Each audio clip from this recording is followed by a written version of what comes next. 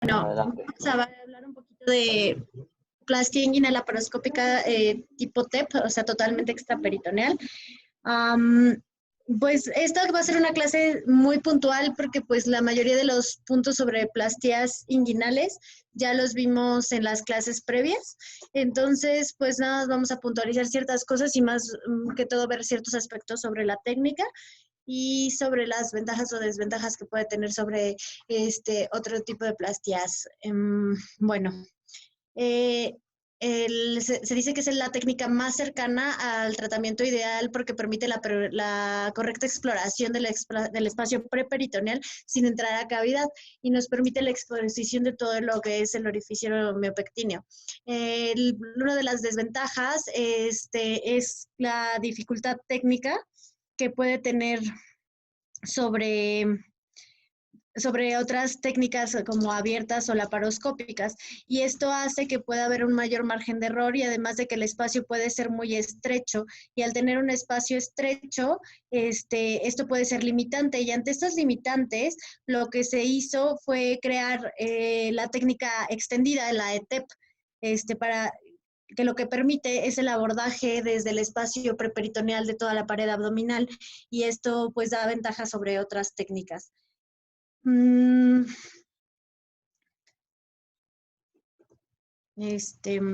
fue descrita por primera vez por Barry McCormack en 1992 y está basada en lo que son los preceptos básicos de la técnica de estopa, pero con un abordaje totalmente laparoscópico que permite ver todo el espacio preperitoneal y con las ventajas de no hacer ningún tipo de interrupción sobre la cavidad abdominal.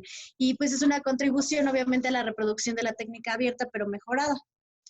Las indicaciones es la reparación primaria con una técnica protésica, es decir, que sea la primera vez que reparamos un defecto inguinal con una técnica protésica, ya sea uni o bilateral. Que tiene bajo riesgo anestésico, se puede realizar bajo riesgo anestésico en ASA 1 o 2, pero que también tiene la ventaja de poderse realizar con anestesia locorregional hasta en ASAS 3. Que esto es más para pacientes que son muy activos y que se quieren reincorporar a su vida normal dentro de los primeros 7 días. O sea, es una recuperación muy rápida, muy efectiva, y es en pacientes que quieren realizar como ciertos esfuerzos con mayor rapidez. Se puede hacer la indicación es también para una recurrencia de una plastía de tensión o con reparación anterior. Te da la posibilidad de explorar la región contralateral. Esto puede ser un poco controversial debido a cómo la coloques los trócares y cómo insufles el balón, pero normalmente te puede permitir la exploración de ambas regiones inguinales. Es ideal ante la sospecha de varios defectos herniarios, ante la sospecha de defectos femorales u obturatrices, es la técnica sugerida. También pues, se pueden evitar muchas complicaciones locorregionales.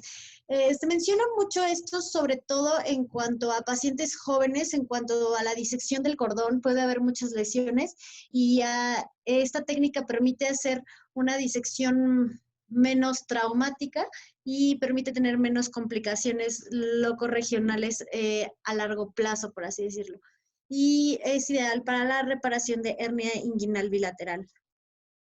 En cuanto a contraindicaciones, absolutas mencionan la plastía inguinal con malla en un espacio preperitoneal previo. Esto es porque es la dificultad de poder hacer una resección de la malla y que no puedes ver si hay alguna erosión del peritoneo que esté lesionando o que tenga alguna adherencia hacia la cavidad abdominal, por lo que no se sugiere realizarla cuando ya se tiene una exploración previa. Y las relativas es una cirugía pélvica previa, sobre todo se menciona prostatectomía, pero se ha visto que en cirujanos con una buena curva pueden realizar el procedimiento con mayor dificultad, pero sin eventualidades, haciendo una correcta disección. Todo va también a depender sumamente de cómo se realice el espacio a la hora de la colocación del globo. No sé si hasta aquí tengas algún comentario, Raúl. Sí, a ver, primero, en cuanto a esta parte como más teórica, yo creo que es importante precisar, o sea, la plastía inguinal tipo TEP, al final del día, eh, lo único que cambia es el abordaje. Y después, pues prácticamente se convierte en una TAP. A mi gusto, una TAP con mucho mejor visualización de las estructuras que la TAP como tal. O sea, porque una vez que ya lograste bajar bien tus colgajos, lo vamos a ver en fotos y así, lástima que no tenemos un video, Sí tengo un el video por ahí. colgajo, qué bueno, el colgajo suele ser mayor que inclusive, o más grande o más amplio que el que hacemos para TEP. Ahora, para indicaciones, pues la verdad es que yo creo que todos los cirujanos deben de saber hacer las tres técnicas, porque cada una tiene ventajas y desventajas en ciertas cosas. Por ejemplo, pues TEP es súper útil en pacientes que tienen cirugía abdominal previa y que sospechas que van a tener adherencias. Y entonces en esos pacientes meterte por el espacio preperitoneal suele ser muy fácil porque es un espacio que normalmente está conservado y que vas a poder entrar muy bien, disecar el espacio y no te tienes que meter a hacer una adherenciolisis extensa. Es un tratamiento ideal en hernias bilaterales. Vas a ahorrar mucho tiempo suturando flaps peritoneales. En hernias bilaterales en donde vas a poder inclusive poner dos mallas que se traslapan una sobre la otra en la línea media, ¿no? Que es algo que es más difícil hacer por vía TAP. Y por otro lado, tiene sus desventajas. Y una de ellas es que no visualices la cavidad abdominal. Entonces, si tú tienes, por ejemplo, en hernias encarceradas, que quieres ver qué es lo que está metido ahí, si hay un pedazo de intestino o alguna cosa así, muchas veces es mejor hacer una TAP en donde puedes ver exactamente qué estructura está, ver su viabilidad antes de hacer tu reparación de la hernia, ¿no? Muchas veces cuando hacemos la insuflación con el balón del TEP, la hernia se reduce y ya no vimos que estaba metido ahí y ya no supimos qué es lo que era y no lo vamos a ver a menos que después de hacer la reparación hagamos una laparoscopia diagnóstica. Entonces, por eso creo que cada una de las técnicas tiene sus ventajas. Por ejemplo, cuando estás haciendo una hernia recurrente en un paciente que tiene una plastía laparoscópica previa, se puede hacer TEP, a mi juicio es mejor hacer TAP, porque de todos modos vas a acabar con lesiones grandes, más bien con desgarros grandes del peritoneo, que te van a dar guerra a lo largo de la cirugía. Entonces creo que en esos casos es mejor hacer una TAP. Prostatectomías radicales previas, híjole, yo creo que yo he hecho alguna y casi invariablemente me he arrepentido de hacer las laparoscópicas, puntos. Yo creo que esas es mejor hacerlas abiertas. Y funciona también al revés, ¿eh? Los urólogos se quejan muchísimo cuando tienen que hacer una prostatectomía radical en alguien que tiene una TEP o una TAP previa, porque pues sí, les damos en la torre a todo el espacio de Retzius y les cuesta muchísimo trabajo, sobre todo hacer la linfadenectomía. Finalmente, pacientes que tienen cirugía abdominal previa, a mi juicio como les digo, es una mejor técnica que inclusive que TAP, excepto cuando ha habido como mucha violación a ese espacio. A mí, no sé si se acordarán algunos, pero tuve una complicación el año pasado de una paciente que me metí a hacer una TEP. Ella tenía un antecedente de una histerectomía transvaginal que se había complicado y la verdad es que no me di qué tan grave había sido esa complicación. Ella había tenido un sangrado, una hemorragia, y esa paciente fue una pesadilla para resolver por vía laparoscópica y terminó teniendo una lesión vesical que no, inadvertida, que tuvimos que entrar a reparar a los 2 días. Y eso, bueno, fue una complicación. Realmente la única complicación grave que he tenido en cirugía de hernias, esa cirugía empezó como una TEP y después terminó casi como una TAP por la cantidad de adherencias y las desgarros peritoneales. Finalmente lo logramos hacer, pero tuvimos una complicación. Y luego lo que pasa es que había requerido 10 transfusiones. Entonces, claramente, pues ella había tenido un sangrado que había disecado todo ese espacio y que lo había después hecho pues, fusionado, ¿no? Entonces, como consejo, sí hay que entender muy bien, o sea, no es lo mismo un antecedente quirúrgico de una histerectomía o de una cesárea que este antecedente quirúrgico. En el primer caso, el espacio suele estar conservado. En el segundo caso, te metes en broncas. Entonces hay que entender muy bien qué tipo de operaciones tuvo el paciente para poder saber si es buena candidata o no, buen candidato o no a esta cirugía. Gracias, Clau. Sigue, sigue. Raúl, Sí. buenos días, soy Edgar. Hola, Edgar, ¿cómo estás? Bien, ¿y tú? A todo dar, muchas gracias. Oye, antes que nada, agradecerte que hayas coordinado y apoyado a Clau con su presentación. Yo te quería hacer una pregunta. ¿Tú qué prefieres, TAP o TEP, en un paciente con una hernia bilateral, pero con un abdomen completamente virgen? TEP. ¿Tú cuál ofrecerías de entrada, TAP o TEP? Yo prefiero TEP, Edgar, porque es la técnica con la que estoy yo más familiarizado. Aunque puedo hacer un TAP realmente sin ningún problema, me gusta más el TEP, honestamente. Me gusta más en bilaterales, como les explicaba al principio, esa disección tan amplia que acabas teniendo de todo el espacio de Retzius y tienes a la vista la sínfisis del pubis y tienes a la vista todas las estructuras y entonces acabas teniendo dos mallas que están unidas en el centro. Es prácticamente una estopa. Me gusta mucho en bilaterales y también, honestamente, en unilaterales también hago TEP en abdómenes vírgenes porque me gusta más, o sea, me gusta más la visualización que acabas teniendo al final. Sí, hay detalles técnicos que son más complicados, ¿no? Bueno, una vez que estás cómodo con el abordaje y suflando el balón y haciendo la disección, eh, por ejemplo, en mujeres es muy difícil separar el peritoneo del ligamento redondo lo suficiente como para poner una malla sin desgarrar el peritoneo. Es muy frecuente que en mujeres acabes teniendo un desgarro peritoneal a menos que hagas una sección de ligamento redondo, entonces ya tienes, eso pues ya te da la amplitud. Yo no tengo ningún problema con seccionar el ligamento redondo en mujeres que ya tienen paridad satisfecha. Entonces, eso, pues en ese caso, lo primero que hago es prácticamente seccionar el redondo, eso te abre muchísimo tu espacio, dejas una malla muy bien puesta sin nada que la esté doblando o modificando. En mujeres jóvenes, pues sí trato de hacer esa disección que con frecuencia termina en desgarros peritoneales, porque está mucho más fusionado el ligamento al peritoneo de lo que está el cordón, bueno, las estructuras en el varón, ¿no? El deferente y los vasos gonadales suelen poder disiparse mucho mejor del peritoneo. Pero contestando tu pregunta, TEP, para mí, 1.000.000 de veces. Me gusta más la visualización. Siento que ahorras tiempo, ¿no? Hay Bueno, gente muy hábil que puede cerrar un flap en unos cuantos segundos, pero yo siento que ahorras tiempo tiempo importante de cierre de peritoneo. En fin, me gusta más. Perfecto, Raúl, mil gracias. Nada. ¿Alguien más? ¿Alguna otra pregunta?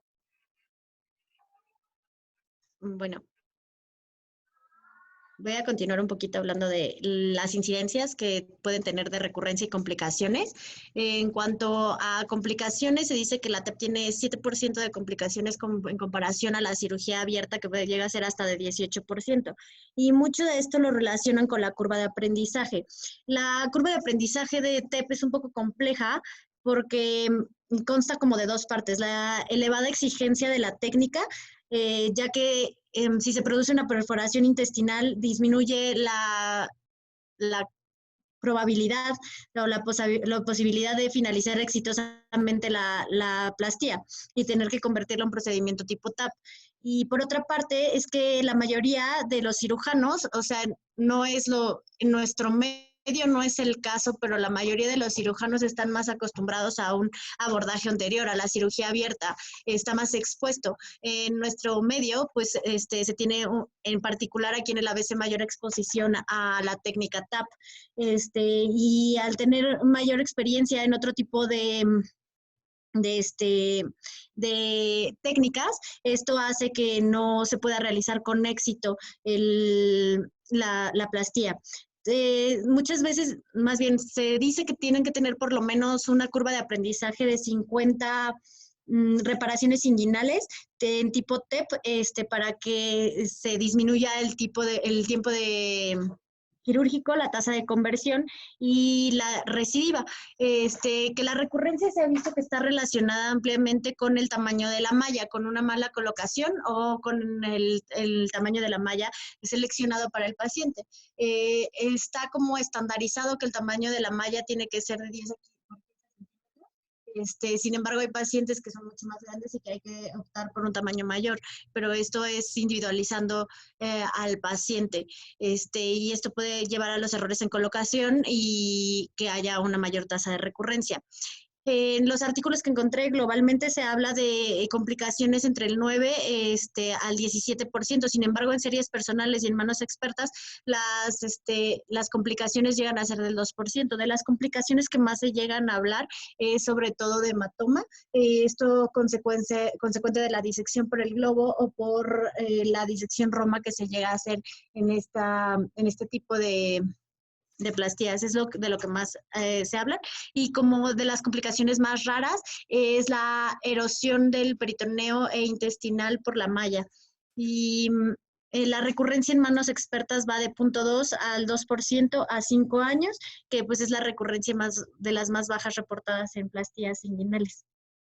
Esto siempre y cuando sean manos expertas. Bueno, el objetivo de esta técnica es la exclusión protésica de todos los defectos de la región miopectínea y reducir las complicaciones del abordaje anterior.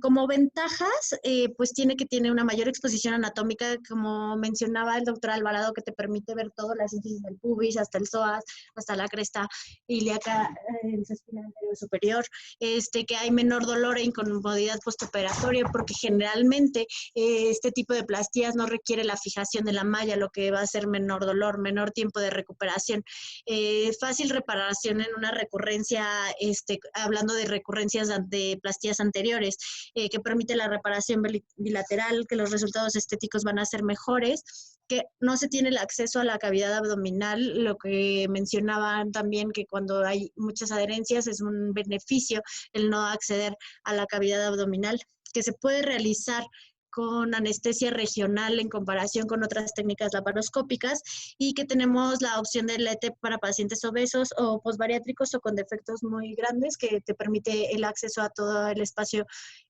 preperitoneal y mayor exposición. Las desventajas es el costo. Marcan como una desventaja el tipo de anestesia, porque la mayoría de las veces se hace como con anestesia general, y la curva de aprendizaje, que es lo que ya les mencioné. Mencionan una gran dificultad técnica porque el cirujano que no tiene experiencia pues va a realizar rupturas del peritoneo, y pues al realizar rupturas de peritoneo, pues como les decía, no se va a realizar con éxito el procedimiento. Entonces, vamos a entrar a la técnica quirúrgica. Nada más antes de esto, quería mencionarles que en cuanto a las ventajas de la ETEP, que es la extendida, se prefiere como abordaje laparoscópico en pacientes bariátricos o posbariátricos, sobre todo en comparación con TAP, porque al existir un panículo adiposo muy grueso, los defectos herniares pueden ser un poco más grandes y pueden ser más fáciles de manejar de esta forma. Entonces, si están de acuerdo, voy a empezar con la técnica, a menos que alguien quiera preguntarme algo. Ay, pero bueno. Ok. El abordaje, la técnica quirúrgica de TEP o ETEP se va a dividir en 3 momentos esenciales, que es la creación y el abordaje del espacio preperitoneal, la disección del orificio miopectíneo, bajo la visión crítica de seguridad, y la colocación de la malla. Estos van a ser los pasos críticos. Entonces vamos a empezar con la incisión. El paciente se coloca en decúbito dorsal, se hace toda la rutina prequirúrgica y se va a infiltrar el hipocondrio, ya sea ipsilateral. Tenemos varias opciones para colocación de los trócares. Nosotros aquí hemos visto que los que realizan TEP los colocan sobre línea media, ya sea supra o infraumbilical. Se hace una incisión de 12 o 15 milímetros, se diseca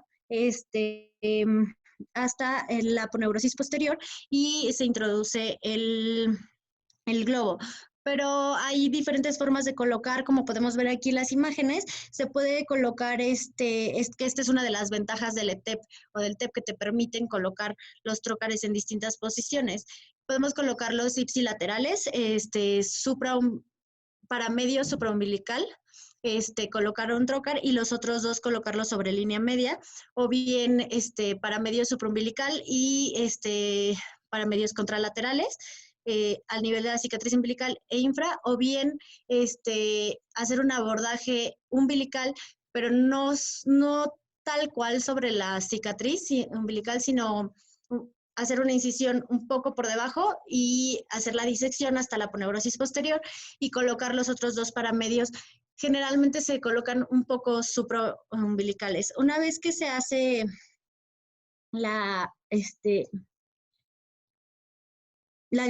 disección romas de la aponeurosis anterior del recto, después se van hacia la aponeurosis posterior, dependiendo de dónde lo coloquen, se van a desplazar las fibras musculares o no, y una vez que identifiquemos la aponeurosis posterior, se va a tener que colocar el balón, que se va a dirigir hacia la sínfisis del pubis, en el plano preperitoneal, y, o sea, hacia línea media lo tienen que dirigir. Entonces aquí podemos ver una imagen de cómo está el músculo recto, la vaina anterior, el tejido celular subcutáneo, la piel, vaina anterior de los rectos, el recto y la línea alba, y aquí está la vaina posterior. Y entonces en este espacio es donde tiene que entrar el globo. Entonces, para la creación del espacio, como les mencioné, se va a dirigir el trocar con el globo hacia línea media, sínfisis del pubis.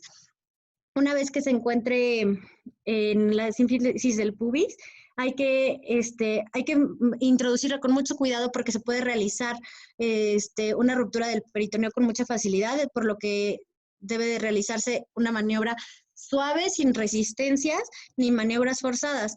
Y una vez que está ahí, hay que insuflar el balón con 500 a 700 mililitros de aire para disecar el espacio, y posteriormente retirar el trocar disector.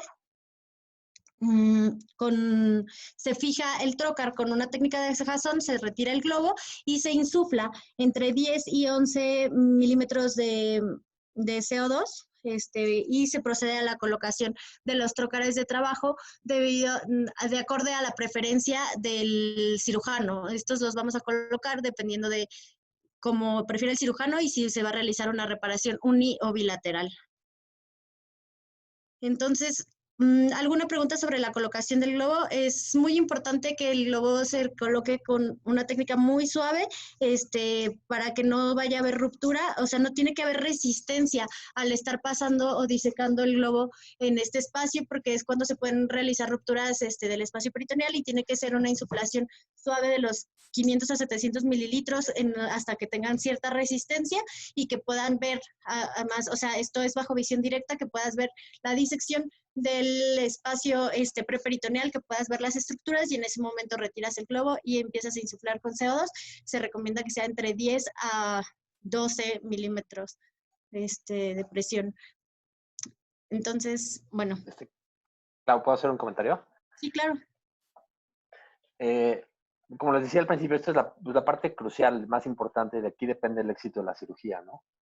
Entonces, para mí es muy importante, primero, estar en el espacio correcto, ¿no? Entonces, yo normalmente la incisión en la aponeurosis anterior la hago transversal, porque de esa manera es más fácil identificar el borde medial del músculo recto. Una vez que identifico el borde medial, meto un Farabev por detrás del músculo recto y meto mi dedo en ese espacio, hago la disección más amplia que pueda con mis dedos antes de meter el trocar con el balón. El trocar, hay 2 tipos de balones. Los balones son de Medtronic. Es el único que tiene, bueno, no, creo que hay uno de D. Brown o de alguno de estos, pero bueno, el más frecuente es el de Medtronic. Y hay 2 tipos de balones. El balón unilateral, que es un balón más redondo, y el balón bilateral, que es un balón más ovalado.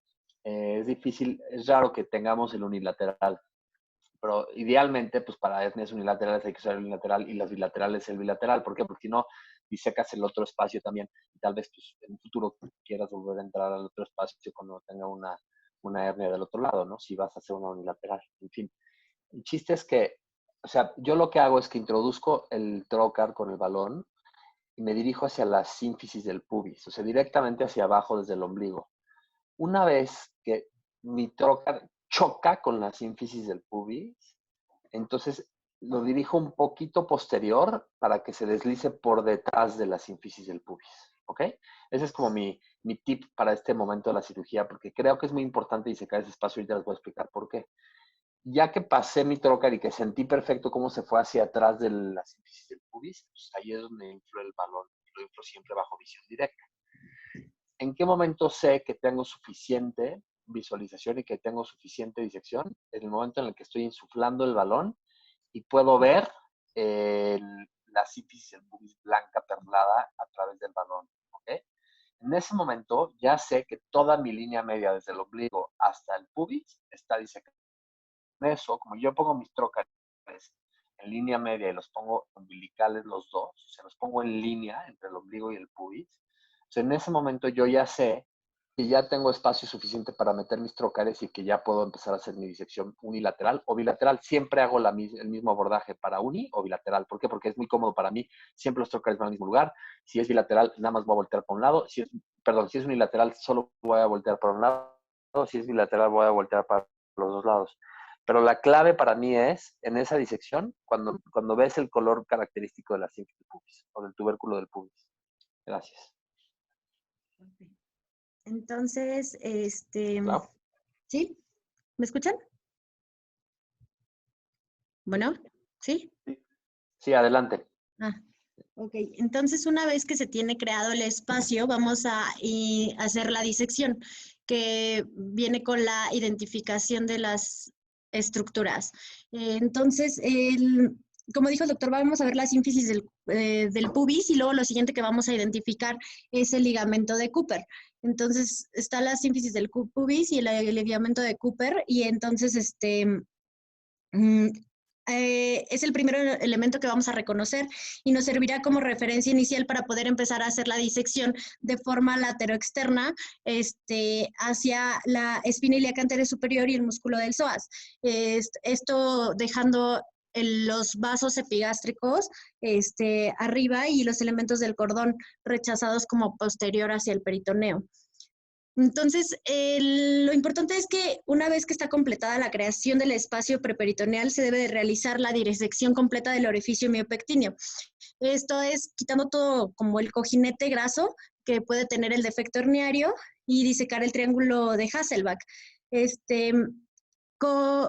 Con el objetivo de estandarizar cómo se realiza este procedimiento, la Colaboración Internacional de Hernias propuso una lista de recomendaciones de cómo realizarla, siendo como una visión crítica.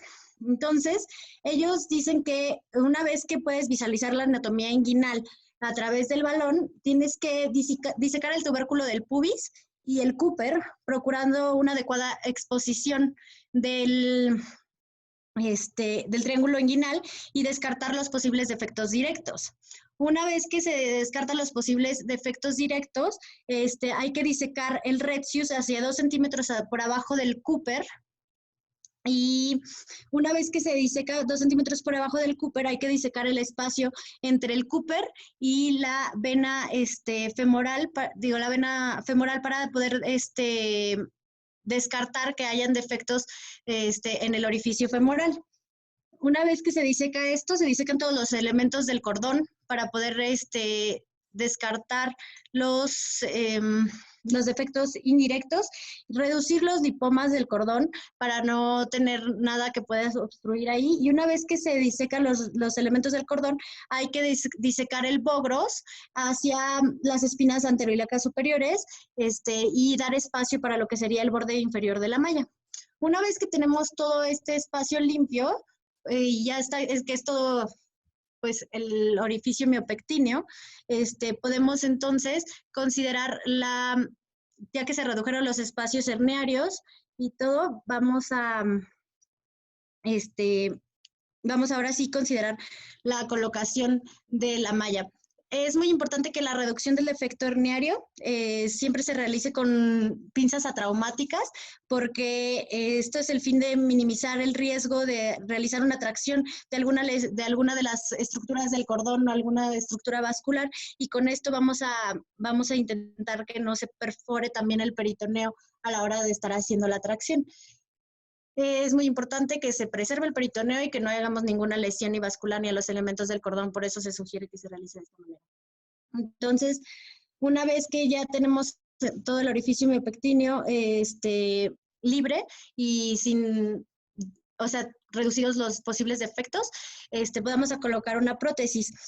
Como les decía, la prótesis estandarizada que se usa es una de 10x15, sin fenestraciones ni orificios. Se introduce a través del trocar de 12 milímetros, perdón, o de 10 milímetros que se usa para el insuflar, y a través de ahí se introduce la malla con dirección hacia el defecto, hacia el lado que estamos tratando, y se despliega. Es muy importante que se cubra todo el orificio miocpectíneo. La parte horizontal va a descansar sobre el músculo del psoas y los elementos de cordón a los que y va a ir del psoas hacia el Cooper, y que sobrepase más o menos 2 o 3 centímetros del ligamento de Cooper. Una vez que está ahí, generalmente no lo fijan, o sea, se pueden usar mallas que sean autoadheribles, o bien, si se coloca de manera correcta, esta técnica permite que no se tenga que realizar fijación de la malla. Pero si se tiene que hacer fijación de la malla, se sugiere que se fije al Cooper, con la misma técnica que explicó ayer Jorge, fijar al Cooper, fijar anterosuperiormente, sin acercarse hacia la espina ilíaca anterosuperior por el posible daño nervioso. Entonces, ellos sugieren que nos mande. Clau, ¿Sí? ¿qué malla nos sugerirías utilizar en una TEP? Una ProGrip. ¿Ok? ¿Por? Una ProGrip. Porque tiene las características que se sugieren. Es una malla ligera, que es de polipropileno y aparte es autoadherible. Ok, perfecto. Raúl, ¿tú qué malla te gusta utilizar? Mira, es un buen punto. A mí me gusta la de Max de Bar, porque es una malla que toma la forma del espacio perfectamente, y entonces me deja muy tranquilo y es muy fácil de tocar, mucho más fácil que la ProGrip, aunque he usado la ProGrip muchas veces, y la ProGrip pues tiene la ventaja, pues, como todos sabemos, de que puedes no fijarla. De hecho, en el espacio preperitoneal, muchos claro que no tienes que fijar las mallas. O sea que cuando el abordaje es preperitoneal, puedes las mallas, perdón, y que no van a migrar. Pues más aún con la ProGrip. Pero les voy a ser muy franco, yo siempre he fijado mis mallas preperitoneales, y inclusive con la ProGrip nunca me he atrevido a dejarla así totalmente sin fijación. Entonces lo que me doy cuenta es que siempre mi tendencia ha sido a seguir utilizando bar y seguir poniéndole. Yo le pongo 3 tackers o 4, nada más para que no migre, y me quedo muy tranquilo con esa malla en este espacio. Va, gracias. Gracias, Clau. O sea, aquí de lo que nada más aprovechando la pregunta de Edgar, en Europa hacen mucha TEP, y un poco retomando lo que decía Ángel ayer, ellos usan poliéster porque es lo que tienen y no las fijan. Entonces, o sea, más bien como retomando lo que dijo Ángel ayer, yo creo que más bien con que escojas una malla que te funcione a ti, que tú la puedas acomodar, y más importante, que sea del tamaño correcto, es suficiente. Como dice Raúl, hay gente que las fija, hay gente que no las fija. Los franceses y los alemanes no las fijan porque dicen que la pura presión intraabdominal la va a mantener en su lugar. No sé si a mí me dejó convencida eso. Y pues ya nada más. Justo es algo que mencionan como las ventajas, y que por eso tienen una recuperación y menor dolor postoperatorio, sí. Es la ventaja de que no tienes que fijar la malla, aunque no sea una autoadherible. Sin embargo, sí dan ciertas recomendaciones. Ellos recomiendan que por lo menos, si la vas a fijar, coloques 2 tackers al ligamento de Cooper, uno externo al tracto ileopúbico, y se puede completar con 2 a 3 grapas en el borde superior, nunca superando el uso de más de 8 tackers. Y también mencionan pues que obviamente se puede fijar con Histiacryl. Obviamente es un espacio en el que no sugieren dejar drenajes ni nada. O sea, si tienes sangrado o algo, hay que hacer alguna conversión para poder, o sea, tratar de solucionarlo, y si no, cambiar de técnica. Y esas son las cosas que mencionan en cuanto a la fijación de la malla. Pero como dice Beatriz, dentro de lo que mencionaba al principio, lo más importante es la adecuada colocación y que el tamaño sea correcto, porque esos son en donde se viene más la tasa de errores y de recurrencias, y complicaciones en el postoperatorio. Eso hace que los números suban de no ser en manos expertas de 2% hasta 7 a 18% en cirujanos que no realizan el procedimiento de forma adecuada, y que es en donde más suelen cometer errores, que es en la disección inadecuada del peritoneo haciendo rupturas, o bien la elección del tamaño incorrecto de la malla. Claro, nada más para repuntar eso. Sí, yo, por ejemplo, quien me entrenó a mí para hacer TEP en Australia no fijaba las mallas. Yo usaba 3D Max también. Yo creo que cualquiera de las dos opciones es buena. Yo, como dice, bueno, tú lo dijiste, Beatriz, yo pongo 3 o 4 trackers, 2 al Cooper, uno muy alto, medial a los vasos epigástricos y uno justo lateral a los vasos epigástricos. Y con eso me quedo tranquilo. Sobre todo, creo que es importante que se tienen que fijar las mallas que tienen defectos directos grandes, porque esas sabemos que tienen más alto riesgo de recurrencia, porque el borde de la malla no te queda tan lejos del defecto como en los indirectos, por ejemplo. Los defectos indirectos, los bordes de la malla están lejísimos. Entonces, yo ahí me siento mucho más tranquilo, pero los efectos directos, sobre todo si son grandes, casi siempre vale la pena fijarlos. Dentro de otra de las consideraciones que mencionan es que si tienes una disrupción del peritoneo que sea mayor de 1 centímetro o más bien de 1 centímetro o más, sí se sugiere realizar el cierre con una sutura monofilamento absorbible, para que quede menor exposición de la malla, porque no queremos que la malla se vaya a exponer, a pesar de que la mayoría de los defectos, si son muy pequeños, cuando se pierda la insuflación, el neumoperitoneo, se va a colapsar y va a cerrar esos defectos. Se sugiere que si son mayores de 1 centímetro, sí se realice cierre, o sea, se le ponga un puntito por lo menos, para que no vaya a haber riesgo de exposición y erosión de la malla. No sé si en su experiencia, si tienen defectos muy pequeños, o sea, o de 1 centímetro, prefieren dejarlos así, o si los cierren siempre. Yo hasta 1 o 2 centímetros no lo cierro, ya más sí.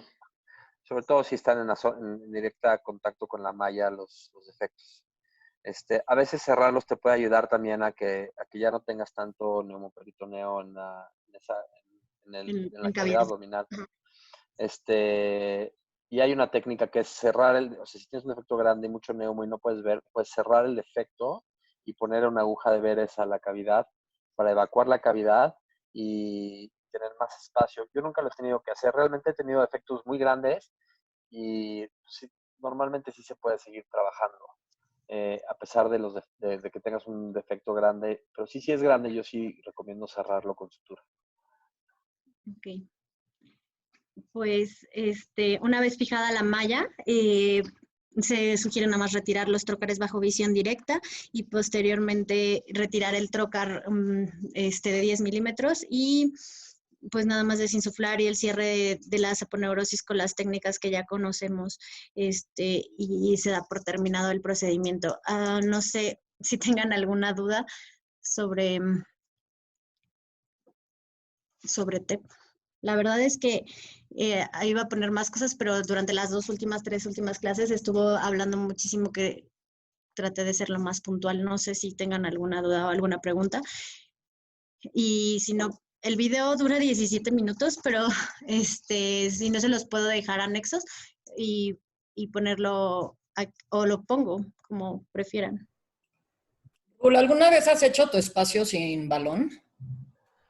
Sí, vea, Con una alguna vez, cuando estaba en el ISSSTE, alguna vez hice el espacio sin balón y sí se puede, es un poquito más sangriento y un poquito más latoso, pero sí se puede hacer bien. También he hecho TEPS con bloqueo, también se puede hacer, El único problema ahí es cuando tienes un desgarro peritoneal y el paciente desarrolla neumoperitoneo, pues es muy incómodo para el paciente.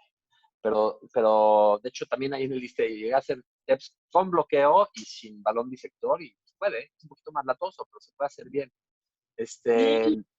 ¿Sí? Ay, perdón. Leí que también había quienes hacían el espacio con una sonda Foley de alto calibre y lo iban insuflando para poder crear el espacio. Pero lo que no te permite es que no tienes la visión directa y que aparte puede tener un poco más de tensión que la que da el globo, o sea, y no puedes ver si puedes romper el globo mientras que estás realizando el procedimiento. Pero lo leí como una alternativa. No sé qué tan factible Sí, sea en este. a ver, pues sí, sí se puede, ¿eh? También se puede. O sea, realmente es una buena técnica, o sea, y el chiste es llegar a tener el espacio. Ya una vez, o sea, como les digo, realmente para mí lo importante ni siquiera es el espacio lateral, porque ese lo disecas muy fácil. Les voy a explicar un poquito cómo hago yo. Una vez que veo la sínfisis del pubis, retiro mi balón, meto mis trocales, como les expliqué, en la línea recta, en la línea media, perdón. Entonces, lo que hago yo es, una vez que ya meto mi neumoperitoneo y los instrumentos, lo primerito que quiero ver son los vasos epigástricos, porque esa es tu primera guía de disección. Cuando encuentras del lado que vas a disecar los vasos epigástricos, empiezo a disecar el tejido hacia abajo de los vasos epigástricos, o sea, de los vasos para abajo. Y así te puedes seguir haciendo tu disección lateral hasta que llegues a la cresta ilíaca. Y ya que tienes ese espacio lateral, entonces ya todo se facilita muchísimo. Pero realmente lo único que necesitas es disecar la línea media. Y eso lo puedes hacer una buena parte con el dedo y otra parte con la cámara. Cuando metes porque esa línea o sea, la línea media normalmente es virgen, no hay vasos, no hay estructuras, no hay nada. Desde el ombligo hasta el pubis no hay absolutamente nada que te impida bajar. Entonces, la verdad es que no tiene gran ciencia. Y una vez que te familiarizas con eso y que tienes tus pasos y sobre todo tus referencias anatómicas como muy bien puestas, es una gran técnica. Es una gran técnica. Yo, como ustedes, aprendí a hacer TAP en la residencia porque es lo único que se hace en el hospital o prácticamente lo que se hace en el hospital. Y gracias a Dios, donde me en cirugía endocrina, pues había un cirujano, bueno, ahí en Australia todos hacen TEP prácticamente, y un cirujano con el que yo me entrené hacía muchas TEPs y desafortunadamente me pude entrenar en la técnica. Y una vez o sea, yo de las TEPs que había visto en el ABC como residente eran catastróficas, ¿no? Y una vez que aprendí la técnica y me sentí cómodo con ella, la verdad es que es una buenísima técnica, ¿no? Buenísima técnica. Un tema ahí de las complicaciones, claro, que describías, sí es baja la tasa de complicaciones, pero si la comparas con las Sí, complicaciones de la cirugía abierta, las complicaciones de TEP y de TAP también son más graves que las complicaciones de técnica abierta, ¿ok? O sea, lo que se sabe es que esa tasa de complicaciones sí es menor, pero cuando tienes complicaciones, son complicaciones más graves, como puede ser una perforación intestinal o un problema vascular o alguna cosa así, ¿no? Ustedes ya no se acuerdan de Jorge Cervantes, pero él tenía una, una plática que él odiaba las hernias laparoscópicas. Y tenía una plática que lo primero que sacaba era una radiografía de tórax con un táquer en la mitad ahí en el mediastino, ¿no? Un táquer que se había embolizado de una vena femoral seguramente o de una arteria femoral hacia el corazón. Y era su plática favorita porque se hablaba siempre de las complicaciones de estas cosas. Entonces, tenemos que ser muy cuidadosos con eso.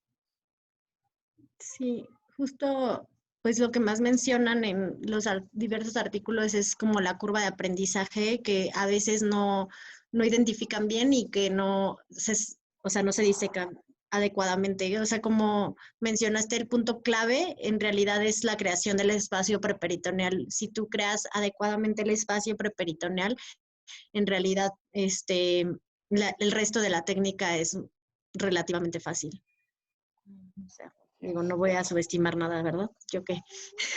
Pero eso que acabas de decir, Clau, yo creo que aplica tanto para TEP como para TAP. O sea, si tu espacio preperitoneal no está bien disecado, ya sea por vía extraperitoneal o transabdominal, no vas a tener una adecuada visualización de las estructuras ni de los orificios que tienes que cubrir, ni vas a tener un espacio lo suficientemente grande para colocar una malla del tamaño adecuado.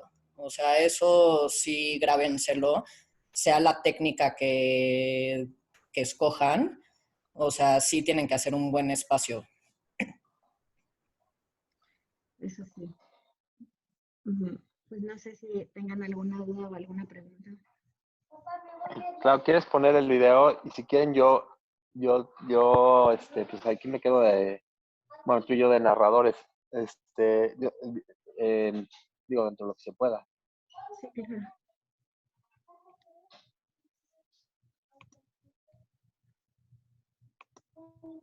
Bueno, lo voy a adelantar un poquitito porque empieza como hasta el minuto.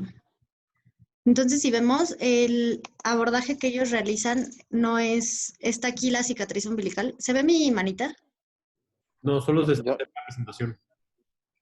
No sí, se ve la... no veo. Ah, perdón, deja cambio al video. Dame un segundito. Es que se me olvida que tengo que cambiar la pantalla que estoy... Compartiendo. Ajá. ¿Ahí ya ven el video? Ya. Sí. Ya. Entonces, se fijan aquí, ¿ven la manita que se ve o no? No se ve el apuntador para ver Sí. si... Ahí ¿sí? se ve.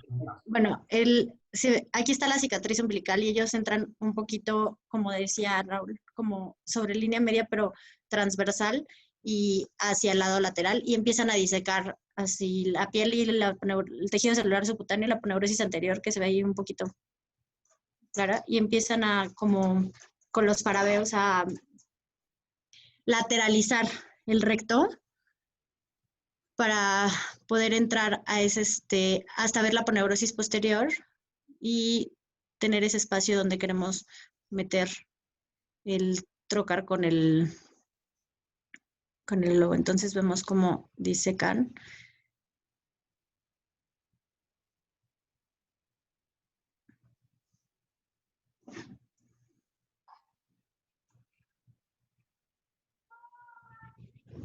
El recto, van a ver como... Están rechazando el recto lateralmente, ¿no? Como decir, el recto.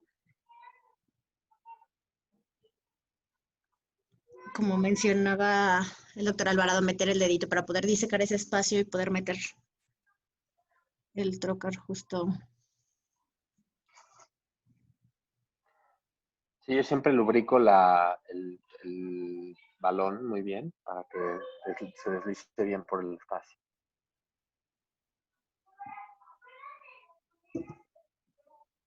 Entonces, siempre entrar hacia línea media, hacia el sínfisis del pubis.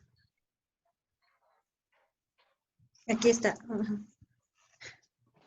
Hacia acá. Entonces, vemos cómo aquí está la cicatriz umbilical y cómo van entrando un poquito hacia línea media. Y aquí en la otra mano podemos ver cómo están palpando el pubis. Entonces, una vez que como que topa,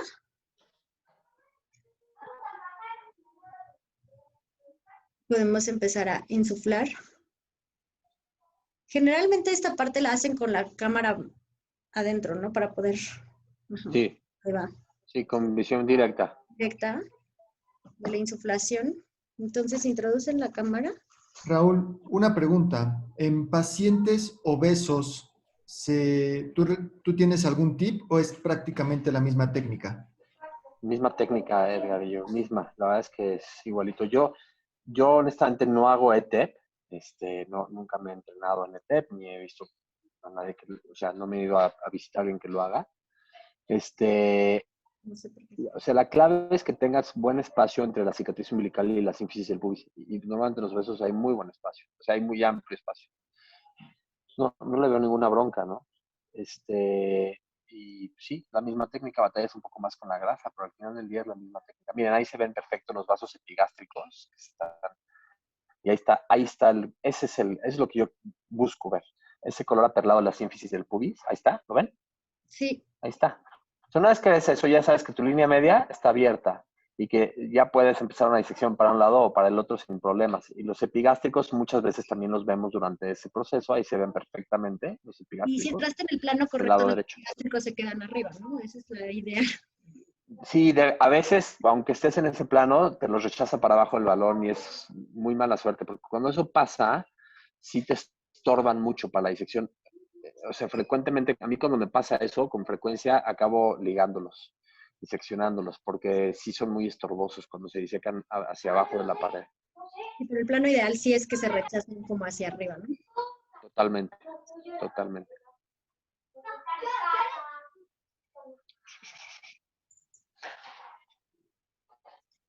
Entonces, generalmente dicen que fijes, que sea un trocar Jason para que lo puedas fijar y que no esté fugando. Pero pues en realidad, nada más si tu incisión es el tamaño adecuado, no va a jugar tanto. Ese trocar, claro, viene con el balón disector. Y es un trocar de balón que sella perfectamente. Y sí es importante que lo tengas porque necesitas que, o sea, una cosa, como el espacio es reducido, necesitas que haya dentro de tu espacio y de tu cavidad lo menos posible de trocar, ¿no? Entonces, ese es el trocar ideal. Viene con el balón, no es necesario que lo pidan aparte.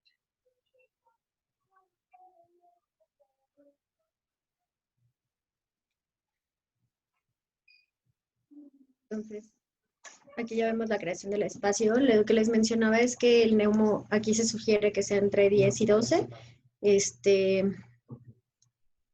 Y podemos observar los vasos epigástricos.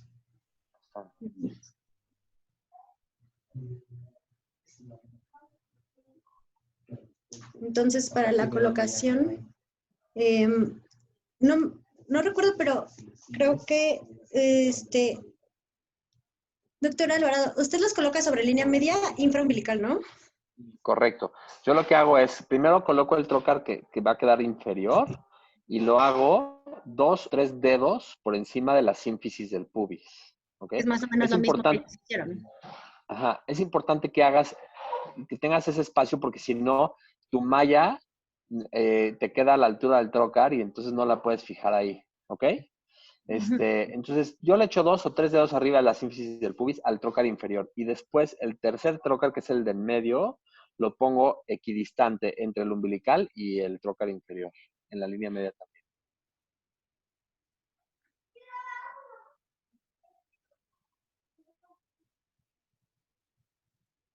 No entiendo muy bien cómo colocaron ellos los trocares, pero digo, no de posición, sino la técnica como la que la colocaron. Le puso la camisa después de... Ahí yo uso normalmente hay unos trocares de Covidien que son de perfil bajo, ¿los han Perfil visto, no? bajo. Ajá. Ajá, que no tienen la cabezota, entonces no chocas tus trocares no chocan entre ellos tanto cuando estás trabajando. Me parecen más cómodos.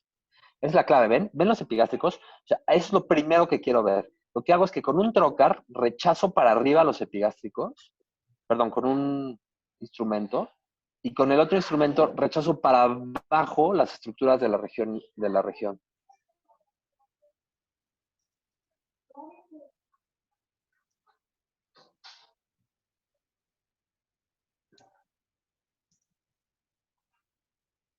Es lo que mencionabas, ¿no? Lo de la hoja de veres.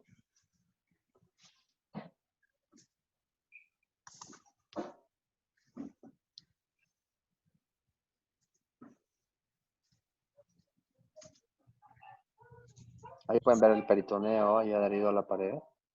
Rechazas eso para arriba para abrir tu espacio. Como lateral externo y hacia arriba, ¿no? Uh-huh.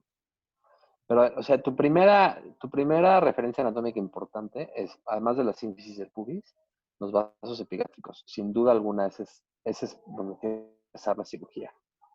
Vean ahí, están disecando ese espacio por debajo de los epigástricos. Y una vez que pasas por abajo de esos vasos, ya de ahí hasta la cresta ilíaca es muy fácil la disección. O sea, ya no te encuentras nada.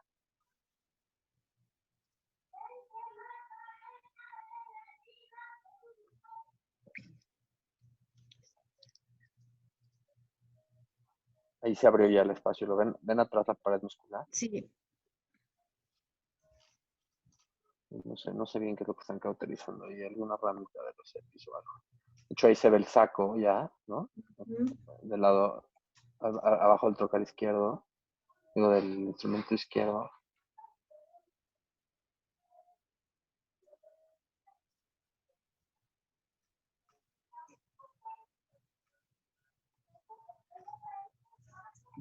Ven acá, ¿ven? Un instrumento para arriba, los epigástricos, y el otro instrumento diseca para abajo el tejido.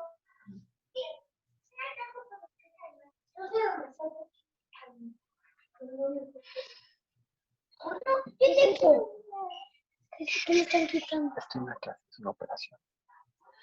Entonces ahí van a ver el saco herniario y lo vas a separar de las estructuras del cordón, ¿no? También aquí hay que ser muy cuidadosos porque es muy fácil que abras el saco herniario, ¿no?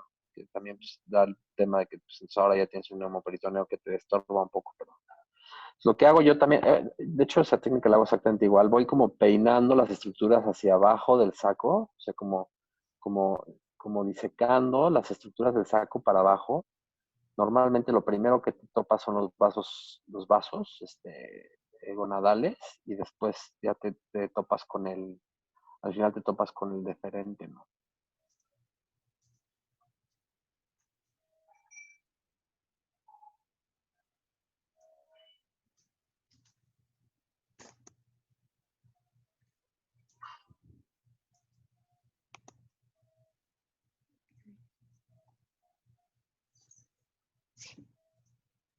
Perdón, creo que se trabó mi internet.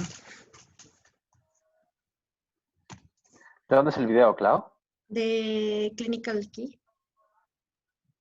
Aquí está. Les mando el link de todos modos. Lo pongo en el final de la clase para que lo puedan ver. Pero ay, es que como, como mi compu está vetada del internet del hospital, está conectada al internet de mi celular y se traba un poquito, perdón. No te preocupes. Esos bloqueos se pueden solucionar. Ya mandé el correo 3 veces y sigo bloqueada. No, ¿Y eso es por ver pornografía, Clau, en tu compu en la red del hospital o por qué? solucionar. Pues no sé. No, o sea, nunca he visto pornografía en la red del hospital ni en ningún lado. Ay, por favor.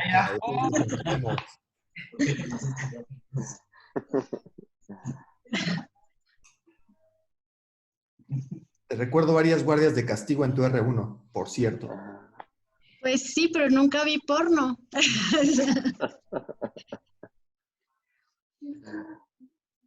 Ah, pues qué mal aprovechas el tiempo entonces. A ver si. Doctores, buen día. Oigan, tengo una duda. ¿Saben, por casualidad? Bueno, a mí teóricamente me gusta mucho la TEP. No me considero todavía lo suficientemente hábil como para poder aventarme una, pero teóricamente suena muy bien. Hay estudios que hablan de que es casi equivalente a la TAP, pero que sí te puede dar estos beneficios, ¿no? Con la flexibilidad. Pero se me hace muy extraño, como que no me explico por qué en el hospital es que casi no la vemos. Realmente es por la falta de adopción de la técnica, porque en teoría en nuestro hospital tenemos los recursos, ¿no? Para poder elegir entre una u otra técnica. Sin embargo, solo se me ocurren 4 cirujanos que hagan TEP y 2 de ellos ETEP. Entonces no sé a qué le puedan atribuir eso.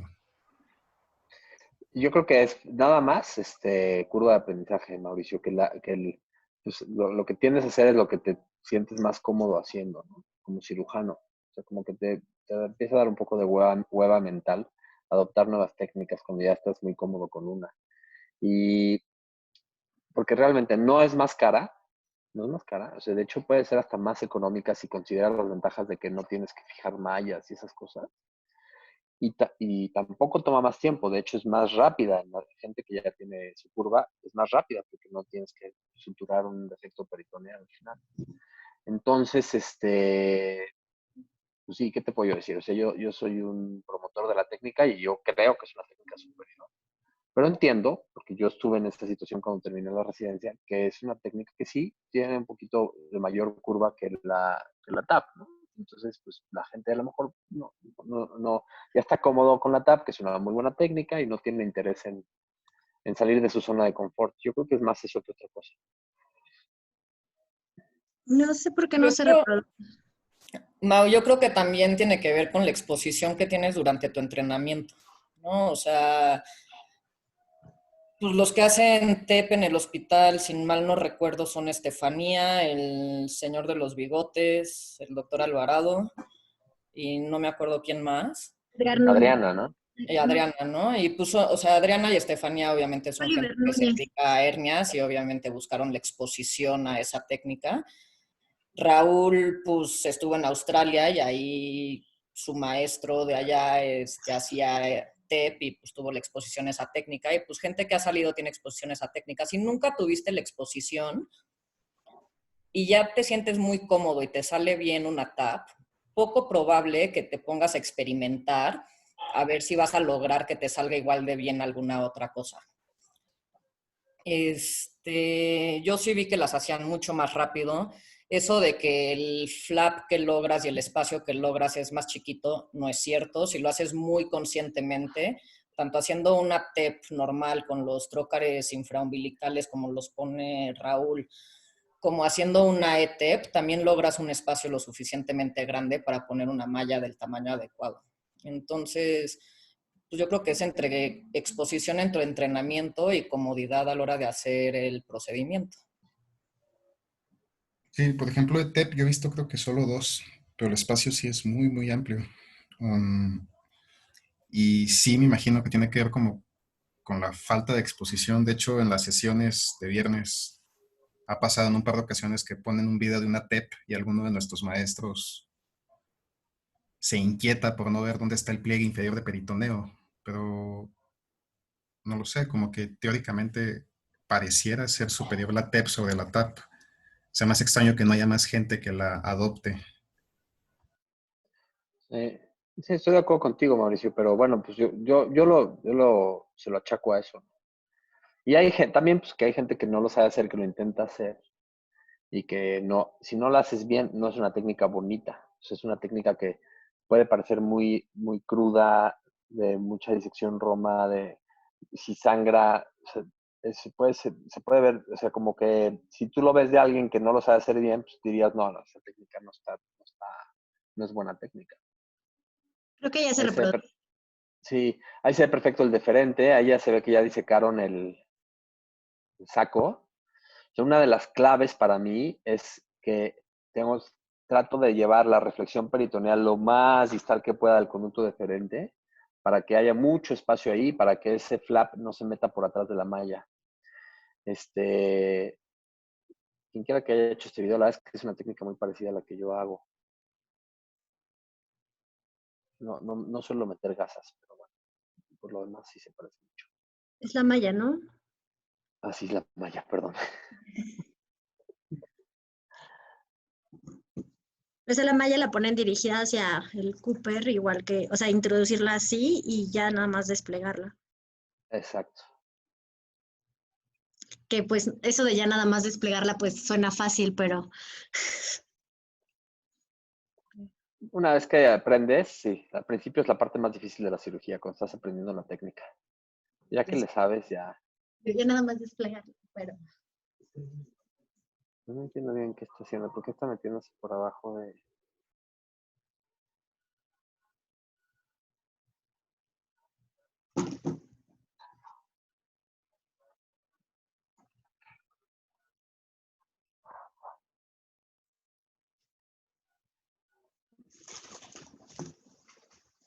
creo que les costó trabajo desplegarla. Un poco. Ahora, cuando la malla es una ProGrip, es más complejo de desplegar. Yo lo que recomiendo es nunca estás ni demasiado alto ni demasiado lateral en el ProGrip. Antes de desdoblar tu malla, tienes que estar muy arriba, o sea, inclusive por arriba de la sínfisis y la malla perfectamente estirada hacia el espacio lateral. Si tú haces eso, están pasando por atrás el defecto. ¿Qué están haciendo? Pues a mí Sí, lo que me da la impresión es de que eso es defecto herniario o es cordón, o lo están pasando atrás del cordón, de los elementos del cordón. Ay, qué raro. Esa técnica sí no la conocía. como que tenía más bien como o sea, una apertura o algo, ¿no? O sea, como que la pasaron como en medio de los dos lugares, pero pues la técnica sugiere que no sean mallas con incisiones ni con nada, o sea, ¿no? Que se coloque sobre todo.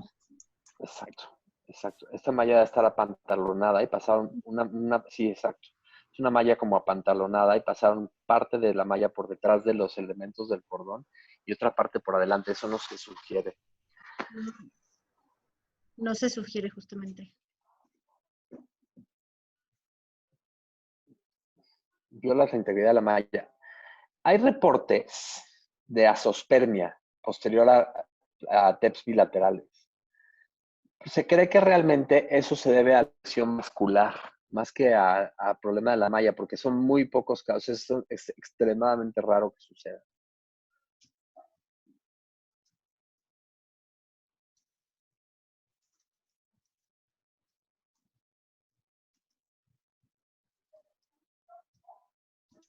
Sí, esa colocación de la malla es poco ortodoxa, pero bueno.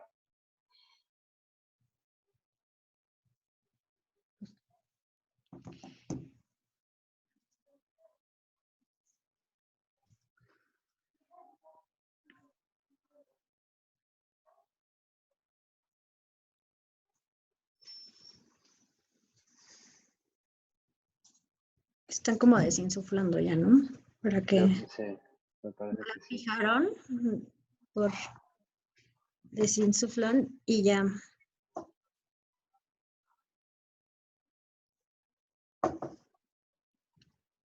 Y pues ya proceden al cierre, ¿no? Ujú. Entonces, solamente porque esa malla está como pantalonada, pero eso no se sugiere, como les mencioné en la clase, tienen que ser mallas que cubren todo el orificio miopectíneo, de preferencia sin incisiones ni nada, y pues las ventajas sobre la fijación y no fijación, que eso pues ya va más a preferencia del cirujano, se supone que la técnica te permite no fijarla. Entonces, no sé si de mis compañeros alguien tenga alguna duda o alguna pregunta.